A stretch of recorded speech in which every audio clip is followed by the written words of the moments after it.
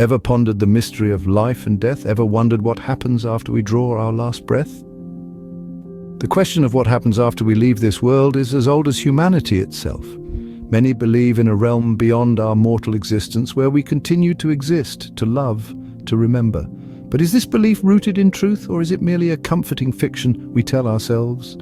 The Bible, a text revered by millions, offers a starkly different perspective on death. In the book of Ecclesiastes, chapter 9, verses 5 to 6, we find a profound reflection on mortality. It suggests that death is not a gateway to another existence, but a finality, a cessation of consciousness, of reward, of memory. As Ecclesiastes 9:5-6 states, "For the living know that they will die, but the dead know nothing. They have no further reward, and even their name is forgotten."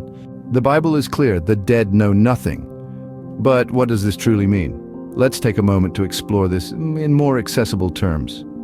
Picture yourself falling into a deep, dreamless sleep. You're not aware of the passage of time, you're not conscious of your surroundings, you're simply asleep. This, according to the Bible, is the state of the dead. They're not floating in heaven or languishing in hell.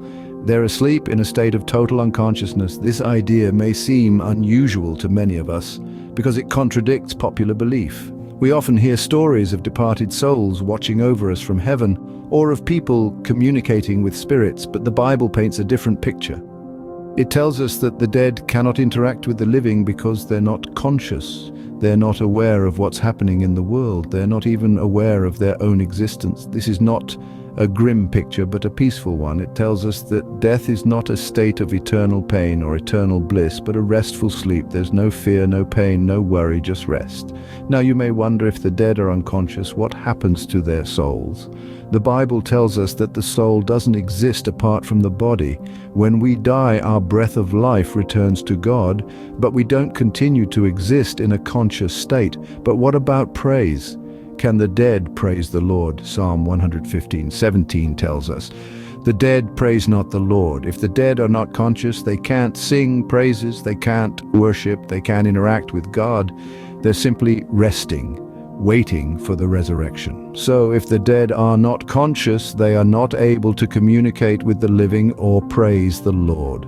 This is a profound truth that challenges many popular beliefs. But it's a truth that brings peace and rest, a truth that tells us death is not to be feared but understood as a peaceful sleep. Psalm 115:17 tells us, "The dead praise not the Lord." Have you ever considered the implications of these words? This verse paints a vivid picture of what death truly means in the biblical context. It's a profound state of unconscious sleep, a silence so deep and so complete that even the act of praising the Lord is put on hold. This gives rise to a thought-provoking question. If the dead are unable to praise the Lord, how can they be in heaven? Heaven, as described in the Scriptures, is a place of ceaseless worship and adoration of the Almighty. If the dead are silent, if their voices are stilled, then they cannot be partaking in this heavenly chorus. This insight adds another layer to our understanding of death. It suggests that death is not a journey to another place, but a pause, a temporary silence in the symphony of existence. The dead, then, are not in heaven or any other place, but are asleep, awaiting the resurrection. If even the memory of the dead is forgotten, as Ecclesiastes tells us, how can the dead know us? It's a question that goes against popular belief, but it's one that the Bible encourages us to ponder. The notion that the departed can recognize or interact with the living is not consistent with biblical teachings. The Scriptures remind us that our focus should be on the living, on leading a life that is righteous and pleasing to God.